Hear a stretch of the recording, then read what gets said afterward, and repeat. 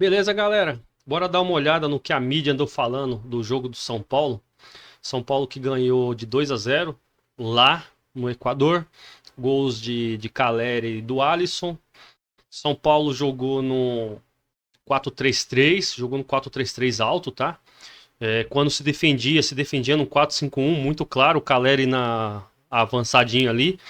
E o São Paulo já jogando diferente. São Paulo jogando com as linhas bem próximas, mas muito diferente do que o São Paulo vinha jogando. A gente, pelo take da TV, já dava para perceber São Paulo muito próximo, então sempre tinha muita gente perto da bola. O São Paulo, quando ia sair jogando, também a mesma coisa, sempre muita gente por perto, saída rápida, então já deu para perceber que já deu uma mudada de postura, não só de postura, mas o esquema tático mesmo já tá diferente, tá? Então é isso aí. Se você não for inscrito ainda, se inscreva no nosso canal, deixa um like e vamos curtir o vídeo. Swagger down the street with your red lips and funky beat. You better. Seguimos falando ainda de Conmebol Libertadores, voltamos com o Vlad para atualizar tudo do lado do São Paulo, que ontem venceu com o novo comandante, e aí dá esperança para o torcedor também, até na classificação lá no grupo do São Paulo. Vlad. É isso, Mário. O São Paulo que venceu o Barcelona fora de casa por 2-0, assumiu a segunda colocação do grupo B com 6 pontos, está atrás apenas do Tadieres, que é o líder, do grupo. O São Paulo com essa vitória conseguiu respirar um pouco mais na competição, depois de um começo bastante difícil na Libertadores, e com esse resultado o São Paulo agora consegue ter uma tranquilidade maior para a temporada. Inclusive tem um clássico agora na segunda-feira contra o Palmeiras, no Morumbi, jogo bastante importante, bastante quente, por todo o passado, entre as diretorias, os problemas que a gente teve no último clássico, as polêmicas entre o presidente Júlio Casares também, a presidente Leila Pereira do Palmeiras, questão da sala de imprensa para o Abel dar a coletiva, depois também teve a questão do Belmonte que ofendeu o Abel, então a gente sabe que é um clássico bastante importante na sequência do campeonato. O São Paulo com a vitória ontem chegou aos 6 pontos e o Caleri virou o terceiro maior artilheiro estrangeiro da história do São Paulo na Libertadores, ou melhor, o terceiro maior artilheiro da história. O artilheiro estrangeiro ele ultrapassou o Pedro Rocha com 11 gols e agora ele é o terceiro. Ele fica atrás apenas do Luiz Fabiano e do Rogério Ceni, que tem 14 gols marcados. Uma preocupação foi ontem a saída do Ferreirinha durante o segundo tempo, mas o jogador tratou já de acalmar as coisas. A assessoria de imprensa do São Paulo disse que ele sentiu apenas câimbras e não deve ser um problema para o clássico na segunda-feira contra o Palmeiras. Lembrando que o São Paulo depois, no dia 2 de maio, enfrenta o Águia de Marabá do Pará pela Copa do Brasil. E agora a gente vai ver uma reportagem do Mendel Bidlovski falando a respeito dessa vitória do São Paulo no Equador.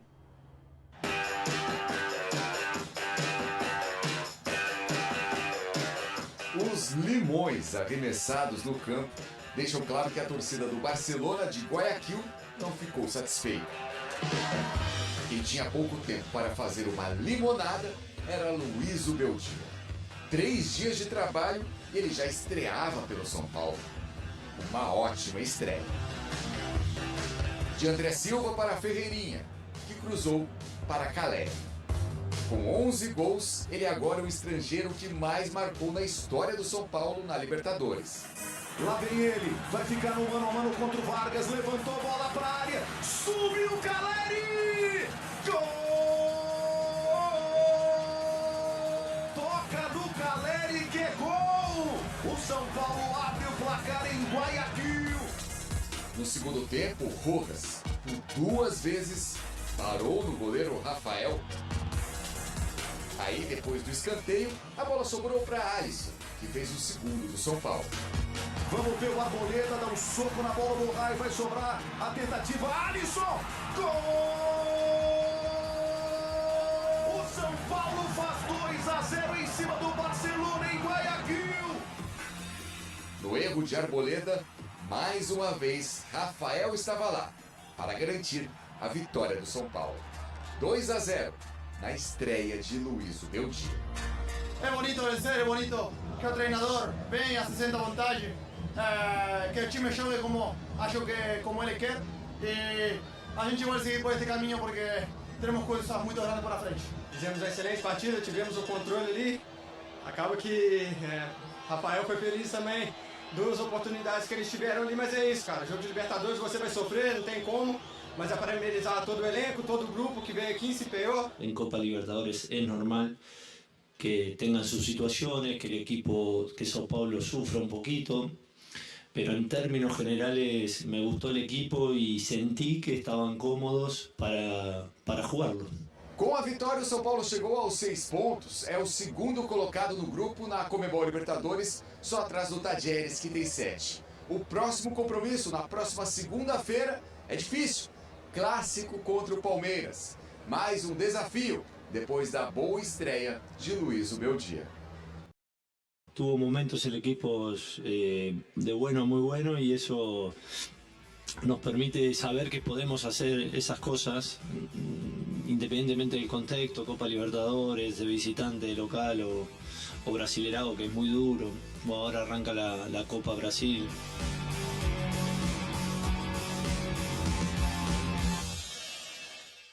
O Vlad falava sobre essa disputa pela artilharia do São Paulo na Libertadores, mas a gente está vendo que no ano, pelo menos em 16 jogos, ele tem 6 gols. O Caleri é o artilheiro do time, também quem mais participa em gols, as vitórias garantidas e a média de finalizações por jogo. Então, contando desde o ano passado, é quem mais tem gols com a camisa do São Paulo. É o São Paulo do Caleri e já do Subeldia, Mário Marco? Muito cedo, né? Mas ele... É mais do Caleri do que do Subeldia. É, bem mais do Caleri. Mas ele foi muito bem no jogo ontem. Foi? Bem na escalação, bem nas mexidas, bem na leitura de jogo, bem na beira do gramado para se fazer reconhecer que estava lá, tomou um cartão de cara, né? O árbitro chamou a atenção dele com 2 minutos e tomou um cartão com 10, 15. Mas não é disso que eu estou falando, é de estar entendendo o que está acontecendo na entrevista coletiva, o cuidado dele de lembrar o nome dos jogadores, ele está querendo trabalhar, está muito claro isso. E aí não é uma crítica ao Carpini, é uma crítica no sentido assim, ele precisa mesmo assumir isso, que esse trabalho precisa ser diferente, E o Caleri também na entrevista dando uma sensação de que estava gostando daquele início. A formação foi boa, acho que o time foi inteligente, em alguns momentos, alguns vacilos em ocupação de espaço defensivo, mas com a bola o time é muito bom. O time tem qualidade para jogar, para envolver adversário. Porque a gente está vendo, né, aqui embaixo na linha. André Silva muito bem no jogo, hein? Muito, mais uma vez. Aqui, ó, né, hein, Mário? O André Silva, o Ferreirinha, o Luciano e o Caleri. Aí tá quarteto. O Carpini, ele muitas vezes jogava também assim, né? Com quase 4 jogadores à frente. Aí me parece que é o Caleri de centroavante, aí o André pela direita. Sim. O Luciano e Ferreirinha pela esquerda. Isso. Seria como uma linha com 3 meias e o Caleri. Muita qualidade para alimentar o Caleri, muita qualidade também individual ali, né? Porque você tem um quarteto com possibilidade de todo mundo definir. E o André, ele falou que nunca tinha jogado, não está acostumado a jogar ali pelo lado direito. Sim. Mas que ele até enxergou nos dados, né, que era possível ele fazer essa função e você gostou. Sim, é o lado do Wellington Rato também ali, né? Por ali que o Rato também trabalha, e aí são opções de jogo mesmo, assim, que o São Paulo ganha, né? Que o Zubeldia tem para trabalhar, ainda vai contar com a volta do Lucas e ele vai qualificando ainda mais o time. O Nestor pegando ritmo também é um jogador muito importante, porque essa dupla Pablo Maia e Alisson entregam demais também, né? O Rafinha voltando do lado direito, aí você tem também outras possibilidades, porque é uma com o Rafinha, que segura um pouquinho mais, e outra com o Igor, que avança um pouco mais. A gente vê o espaço que sobra, né? O Barcelona teve oportunidades pelo lado do Igor ali na direita. Enfim, assim, tem possibilidades nesse São Paulo e com um treinador muito bom, que conhece do jogo mesmo. Ele fala sobre a paixão dele por futebol, né? As maneiras como ele já vivenciou o futebol, como jogador, como auxiliar, com base, com time profissional, passando por ligas diferentes, por competições diferentes. Então acho que o São Paulo ele tem agora uma oportunidade de conquistar coisas na temporada. Ele fala até como essa relação intensa com o futebol se mistura com a vida pessoal, né? Ali de separar onde entra a família, onde entra o futebol, onde tudo faz parte da quase que compartilha do mesmo amor, da personalidade dele ali nesse sentido. Você citou o Lucas, Mari, ontem o Kaique, do nosso ESPN.com.br, Caicão, grande, Ele falou com o Lucas Moura de forma exclusiva lá no espn.com.br. E aí é muito doido, porque a gente faz essa avaliação já do que o Zubeldia conseguiu mexer no time, mas o Lucas revela que ele ainda não teve nenhuma conversa individual, né? Nesse sentido com os jogadores. É muito ainda de pouquíssimo tempo para treinar, para ainda, né, Vlad? Te coloco nessa conversa também. O treinador ainda não teve nenhum momento de sentar com cada um também, talvez entender onde cada um se sente mais confortável, testar alguma coisa diferente. É um trabalho muito, muito, muito inicial do técnico do São Paulo, Vlad. É isso, mas aquela conversa coletiva, né, tentando principalmente acertar o posicionamento, mostrando também a forma como ele gosta que o São Paulo jogue, mas ainda aquela questão do trabalho individual com os jogadores, o Zubeldia vai ter muito pouco tempo, até porque tem esse jogo contra o Palmeiras, depois tem jogo da Copa do Brasil, uma maratona de jogos, uma coisa bastante difícil para ele conseguir acertando o time, muito pouco tempo também para treinar. Uma das grandes vantagens do Zubeldia em relação ao Carpini é a questão de estar sempre acostumado a brigar por títulos. O Carpini tem um currículo até então, até chegar no São Paulo, ele foi finalista do Campeonato Paulista pelo Água Santa, mas nunca foi campeão de um título grande, não tinha o costume de trabalhar com jogadores grandes, de estar no topo da tabela das competições. Já o Zubeldia, ele já foi campeão da Sul-Americana, já foi campeão equatoriano, então ele sabe como que é a pressão de trabalhar num clube de massa, onde os resultados são muito importantes e principalmente os títulos. Um técnico com 42 anos, 43, né? Ter essa experiência que ele tem, porque ele começou muito cedo. Ele foi jogador de seleção, Bruno. Só destacando isso, né? A carreira dele era uma carreira para ser um grande jogador, com seleção de base da seleção da Argentina, obviamente. Só que ele teve a contusão e foi para o Belo Gramado, o time de coração dele, que é o Lanús. E trabalhou no Lanús desde cedo, reconhecido, fazendo bons trabalhos.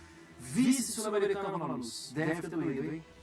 Mas no ano seguinte, campeão com a LDU. E o que você separou aí pra gente? Vamos lá. Eu separei. As coisas são pensadas. Não é por acaso que o São Paulo tenta sair jogando. Vou mostrar aqui. O São Paulo, a bola quando está com o Rafael aqui, o objetivo é atrair a atenção dos jogadores do Barcelona. Se eles saírem pro bote, o Rafael tem que ter um recurso. O recurso é, num segundo momento, achar espaço para jogar. Então tá bom. Bola com o Rafael, começou a pressionar um pouquinho, o Rafael enxergou rapidamente que o Igor estava aberto pelo lado direito. O Igor recebe a bola, é pressionado, e aí já tem uma armadilha para ele, já tem 3 jogadores em cima. Se ele sair, olha o espaço que vai aparecer para o São Paulo. Então, é certo que o Rafael segure a bola durante um tempo. E o Igor consegue sair. Agora está o X da questão. Eu nem preciso mostrar o gol. Porque o gol começou aqui. Porque o André Silva, ele tinha um individual, tinha 1 contra 1. O que é normal aqui? É dominar a bola e ser pressionado. Ele foi muito bem no lance. Porque ele domina e já ganha. Aí ele dá um tapa para abrir um corredor. Um campo inteiro para ele. Só que ele está com a cabeça erguida para perceber, esse movimento é muito legal, para perceber o que está acontecendo no jogo. E ali ele acha, com a perna esquerda, o Ferreirinha. O Ferreirinha dispara, recebe, ele e André vai chegando também para a conclusão, mas o Ferreirinha também levanta a cabeça, põe para a perna boa à direita e sai o gol. É um gol do Caleri, mas é um gol com participação de inteligência do Rafael, especialmente o Ferreirinha cruzou, o Caleri, mas especialmente quem desbloqueou, quem abriu a possibilidade do gol, foi o drible lá atrás do André Silva. Que a Mari estava elogiando. E é uma característica dele, receber esse passe de costas, fazer um giro e ele ter campo já para trabalhar. Então, é um jogador que tem muito para oferecer para o São Paulo. E quantos nomes, né, Mari, que, assim, a gente está falando de um primeiro recorte, com aquele quarteto que estava aqui embaixo, que a gente elogiou. Mas olha os outros nomes que vocês citaram que não estavam em campo. O Lucas, por exemplo, o Wellington Rato. Rafinha. Eu estou pensando nos frente. Ele. Então, tem esse aí também. Ele. Sim. O que habla. O que habla. Habla e habla. O Galo que entrou ontem, né? São alternativas. E ele. Então, e aí a gente tá falando, eu acho que para quantas posições, né? Nem para 4, para 3, porque o Caleri já é certo que vai ter uma. Isso. O Caleri vai ter uma, o André Silva Tá jogando o Luciano. Então, ele é o Ramos, né? Obviamente. O Ramos a gente tem que esperar. Eu acho que o Zubeldia pode... Se o Zubeldia não teve nem tempo de conversar com o Lucas, Imagina. nessa escala de prioridade ele tem que falar com o Lucas. E nessa prioridade tinha um jogo na... É isso, não deu tempo. Não deu tempo de fazer nada. Viajou, saiu de Goiânia, corre, vai pra Goiânia. 8-0, o jogo vai ser assim, eu quero você. Segunda-feira tem o Palmeiras. Só... É difícil, a vida é difícil. Quando contrata um treinador para meio de temporada, tem que saber que a conta é alta, né? Que é difícil, não dá tempo. Mas, na escala de prioridade, na hora da conversa, do bate-papo, para mim, a primeira conversa é com o Lucas. Com o Lucas. O Lucas é o Lucas, né? Todo respeito, história, intimidade com a camisa. E até para passar percepções do próprio Lucas, né? Sobre esse São Paulo. Então, não vai ser sobre apenas o que o Lucas pode entregar, ou enfim, como ele joga, mas...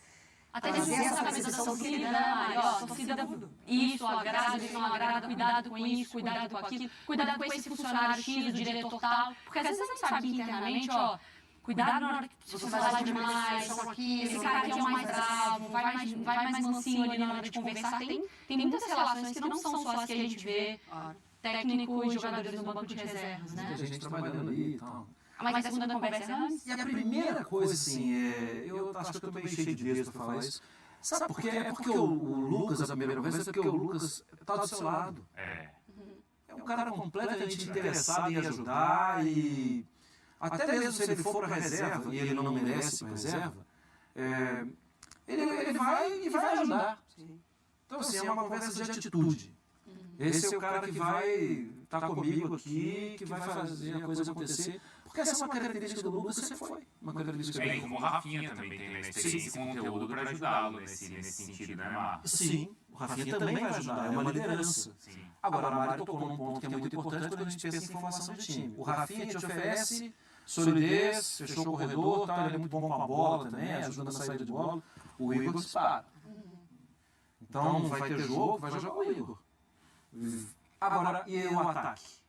Para mim, o Lucas é o cara que pede espaço, pede posição. Lucas? Pede. Não, o cara vai jogar. Sim. Talvez no primeiro jogo não, vou voltar de contusão, mas depois vai jogar. E o lado que ele mais gosta é o direito, não é? Jogou o André. Que é o que vocês mais elogiaram aqui. Mas tudo bem, pelo menos é problema bom, né? A gente não tá debatendo que não tem peça, né? E o André, ele pode... Ele é um cara que acho que pode, se o Caleri não tiver, joga na do Caleri. Pode. Ontem saiu o Ferreirinha. Possivelmente machucado, né? Mas que é um cara que vai ajudar muito também. O cara que tem drible. Você destacou, erra muito e tal, mas vai tentar de novo. O Lucas joga pelo lado esquerdo? Pode jogar. Mas a gente vê muito mais o Lucas por dentro ou pelo lado direito. Poderia ter feito um golaço no Maracanã na temporada passada, né? E o Rames joga onde? No meio? Na do Luciano. Que foi a do Luciano, certo? Sim. É que a gente toca no nome do Rames, fica todo mundo já meio assim. Não é. Sim, e não é de sacanagem, né, Mari? Não, e outra coisa, ali do lado direito, que vocês estavam falando do Lucas e do André, era a posição que era do Rato. Não era? Que a gente também elogiava. Mas era no momento em que não foi dos mais brilhantes do São Paulo no... Ele ajudava na jogada. Até pra ajudar na marcação, né? O comprometimento sem a bola também, né? Dos jogadores. Então você vai perder com o Ramos nesse sentido, mas você vai ganhar com o Ramos em outro sentido. Acho que o Ramos é um caso específico para falar sobre isso. Acho que o debate vai esperar um pouquinho para incluir o Ramos na conversa. Mas ontem o Alisson falou sobre a intensidade de jogo na Zubeldia. Quem vai estar preparado para isso, para entregar? Porque me parece ser um treinador ali que, enfim, que vai cobrar isso, vai ouvir o externo, mas assim, a decisão é minha. Né? É a minha equipe e a minha maneira de jogar. Quem está disposto? Quem está fechado nessa? Porque eu acho que o Rams, para ele jogar, você precisa criar uma estrutura para ele. Sim, são dois volantes, talvez tenha que ser 4. Entende? Porque ele... Faz uma estrutura de compensação. Se ele te entregar, colocar o Caleri na cara do outro toda hora, assim, ok, tá fechado. Assim, vai ganhar todos os jogos e ele não tem preocupação. Garante parte do tempo ali da partida, substitui e tudo bem. Mas a questão é, hoje ele não está treinando. Então, você vai criar toda uma estrutura para um jogador que joga pouco sem a bola? Eu crio pro Lucas, então. Isso, e porque o Lucas ele vai te entregar com a bola, com certeza. Mas aí também eu boto o Vlad na conversa, porque assim, Vlad, você citava a sequência do São Paulo. Porque a gente também não tá falando que tem pouco jogo aí pra ele tem que achar um time só e um time basta. Porque vai para Clássico, vai para a Copa do Brasil e tem ainda... A Copa do Brasil é fora. Nesse sentido, pela chegada do Sub-20, talvez, se fosse o primeiro jogo em casa, seria até melhor pra ele, né? Pra ele poder organizar. Qual que é a sequência do São Paulo, Vlad? Você tem aí pra gente, por favor? Tenho sim. A sequência do São Paulo é Palmeiras, né, na segunda-feira, no Morumbi, jogando em casa. Depois pela Copa do Brasil contra o Águia de Marabá, fora de casa, na quinta-feira, no dia 2. Depois enfrenta fora de casa também o Vitória pelo Campeonato Brasileiro. E na quarta-feira, no dia 8 de maio, enfrenta fora de casa também o Cobressal. Ou seja, 3 jogos fora de casa do São Paulo, que só volta a receber um jogo no Morumbi depois contra o Fluminense. Ou seja, é um jogo contra o Palmeiras agora, um clássico, quente, que a gente sabe, depois 3 jogos fora de casa. É uma fantasma. Os meus não sabe, ele não sabe o endereço dele. O endereço dele deve ser o CT, né? É isso, e assim... E Mário, da diferença de um jogo pro outro é 3 dias. Ele praticamente não tem tempo de descansar, porque jogo fora, você viaja, dá aquele descanso para equipes e você não treina. Não, e ele não sai de casa, ele não procura conversar, não faz tudo no apartamento, pode amanhã não, amanhã eu vou estar em Vitória. Pode amanhã não, amanhã eu vou estar no Equador, pode amanhã eu tô no Chile, pode amanhã a moça lá do site de Pode pra mim, me dá um toque. E você fala assim, não, mas agora é Copa. Ele pode pensar, não, mas é um confronto local, pelo menos. Aí é contra o Águia de Marabá. Mas pelo menos assim, naquela sequência toda de jogos fora de casa, ganhou do Goianiense, ganhou do Barcelona, vai ter o Palmeiras em casa agora e depois tem esses outros jogos aí. Pelo menos ele tá vencendo. Sim. E isso é o mais importante. Então é isso aí, pessoal. O nosso tricolor atropelou o Barcelona de Guayaquil. Vou deixar os créditos aí na descrição para a ESPN. Tá? Então se inscreva no nosso canal, apoie, que estamos começando agora. Incentive a gente a continuar a fazer esses vídeos.